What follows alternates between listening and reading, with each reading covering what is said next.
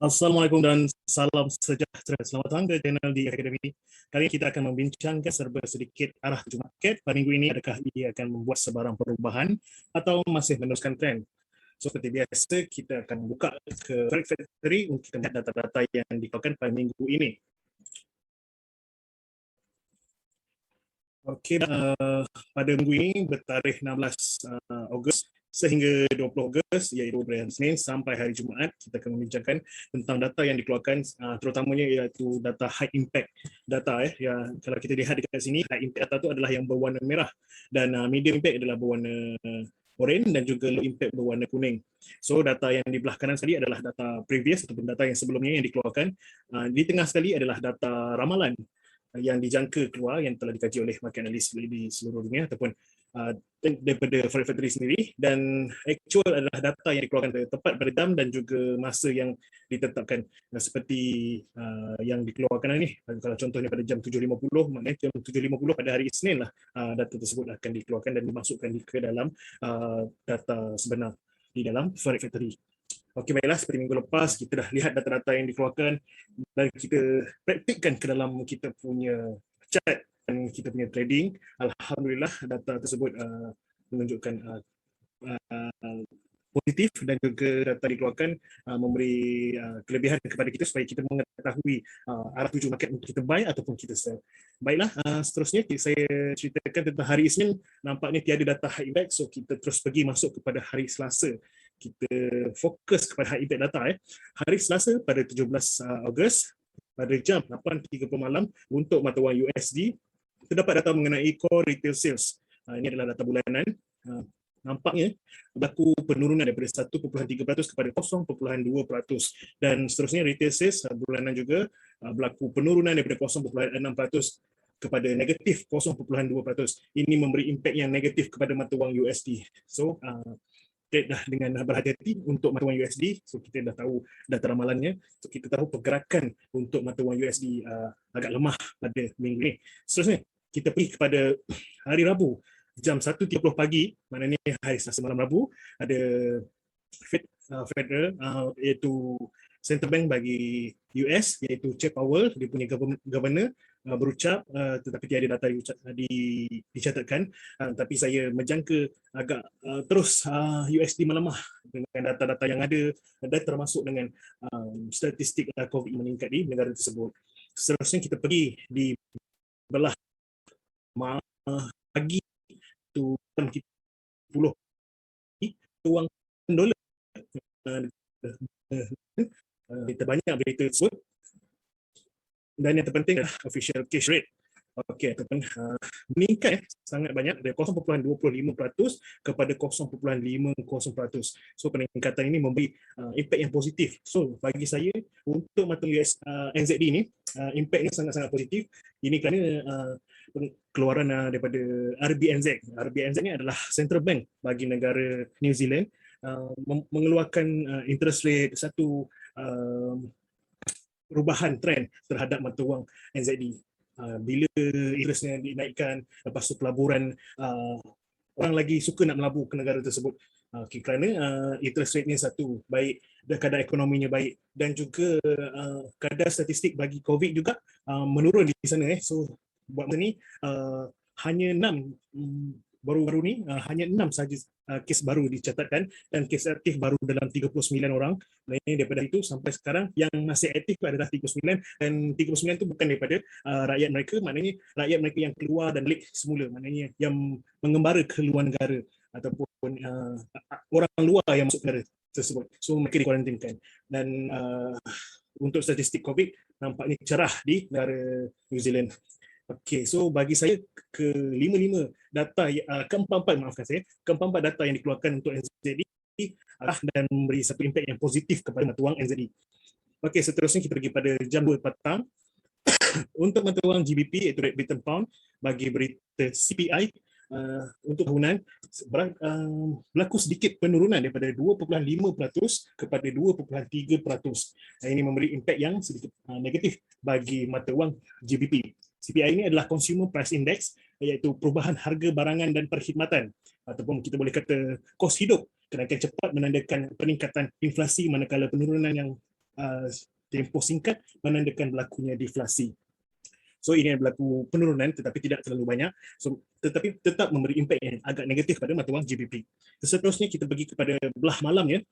Terdapat berita tentang CAD ataupun Canadian Dollar pada jam 8.30 malam. CPI juga, iaitu Consumer Price Index.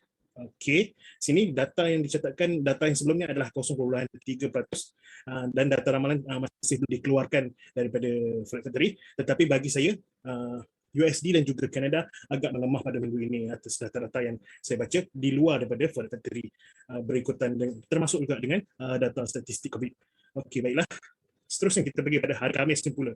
Pada hari Khamis pada jam 2 pagi untuk mata wang USD ada FOMC meeting minutes yang ini agak kurang memberi impact walaupun dia high impact kerana ini adalah meeting minutes. Dia bukan pemberitahuan, dia baru nak berbincang, bertanya soal jawab, tetapi belum diputuskan sebarang jawapan.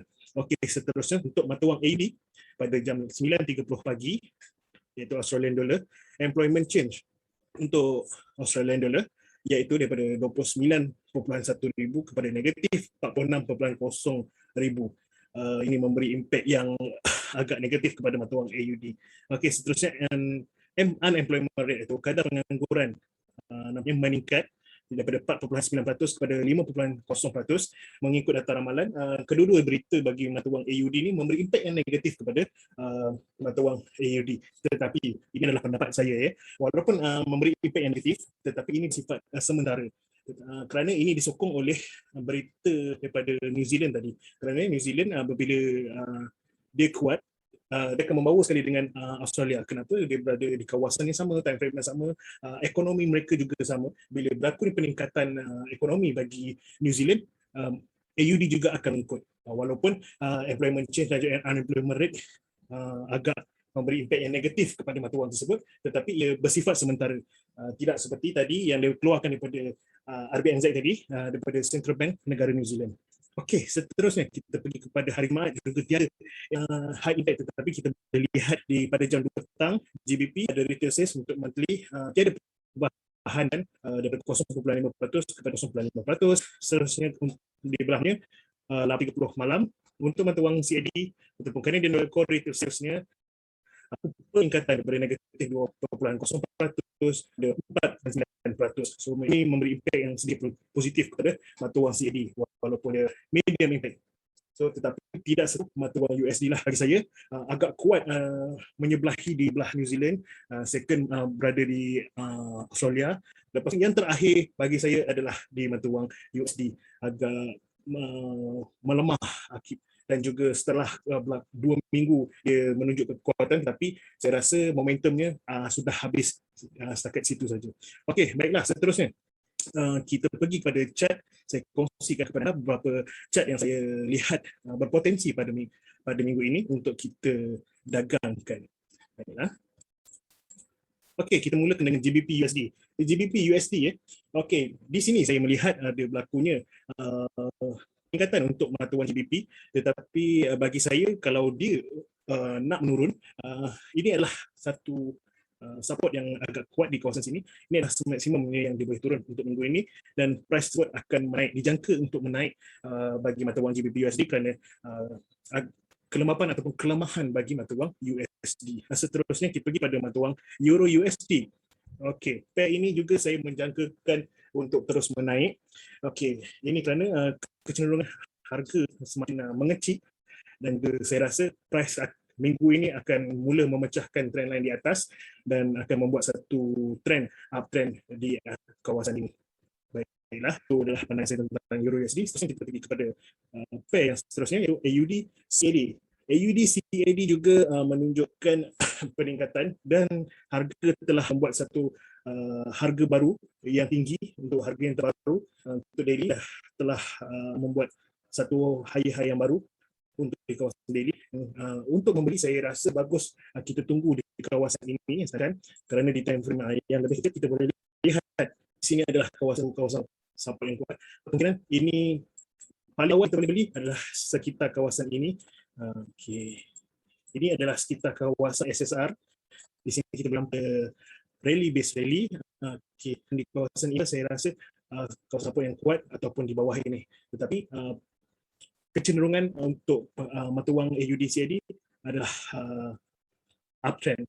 Okay. Kemungkinan dia turun sedikit akibat daripada berita AUD yang data yang sedikit memberi impak yang negatif sedikit, tetapi masih lagi menguat kerana ia telah membuat satu market structure yang baru dan lebih tinggi daripada yang sebelumnya. Itu dia tentang AUD CAD. Seterusnya kita pergi kepada USD JPY. Okey, bagi saya USD JPY telah membuat satu orang kata satu channel yang descending channel yang terbaru, dan ini baru saja bermula, baru ada 2 atau 3 market structure, dan price ini saya rasa akan turun menurun mengikut apa orang kata descending channel yang telah ditandakan, dan akibat daripada kelemahan bagi mata wang USD dan juga JPY yang agak kukuh, saya rasa kecenderungan untuk wang ini adalah menurun dan downtrend lah. Okey, itu dia tentang mata wang USD JPY. Seterusnya kita pergi kepada mata wang AUD USD. Baiklah, untuk mata wang AUD USD, price agak cenderung sekarang tengah membuat satu sideway ataupun tengah bermain pada harga yang lebih kurang sama saja pada masa ini. Tapi bagi saya, kita boleh beli ke kawasan sampai ini, dan jangka masa yang panjang untuk swing boleh sesuai juga untuk mata wang ini untuk terus pergi menaik ataupun uptrend bagi mata wang ini, bagi pandangan saya. Ini kerana kekuatan AUD berasaskan daripada New Zealand tadi dan juga kelemahan USD yang agak jelas yang ditampilkan oleh data yang dikeluarkan daripada Forex Factory tadi. Okey, sekian sahaja, itulah perkongsian saya mengenai data yang dikeluarkan dan juga sedikit teknik analisis bersama dengan Metal di chart yang saya tunjukkan. Okey, dan dari beberapa pair yang saya pilih. Okey, tuan-tuan boleh dapatkan juga mapping, signal dan juga education. Kita ada buat live trade dan juga kita ada menyediakan kelas live di dalam DFG Academy. Seterusnya jangan lupa untuk join kita bersama-sama, subscribe di dalam DFG Academy. Assalamualaikum dan juga salam sejahtera.